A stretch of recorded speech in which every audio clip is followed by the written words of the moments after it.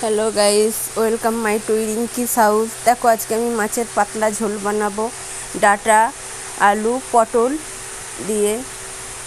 দেখো এখানে আছে টমেটো কুচি, পেঁয়াজ কুচি আর মাছ ভাজা আর কাঁচা লঙ্কা।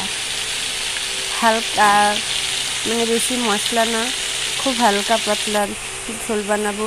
না আদা বাটা, হলুদ আর লবণ। দেখো সবজিটাকে হালকা করে ভেজে নিয়েছি, মশলা দিয়ে এবার কষা করছি।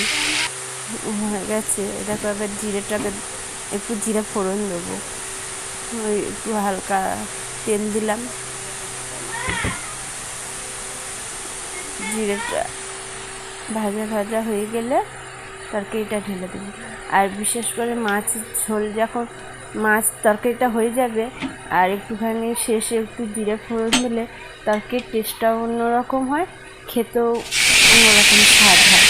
আর যদি এতে ডাঁটা আছে, আর ডাঁটা তো মাছের ঝোলে দিলে টেস্টটাই হয়। দেখো হয়ে গেছে, এবার মাছগুলো দিয়ে ফুটিয়ে নেবো।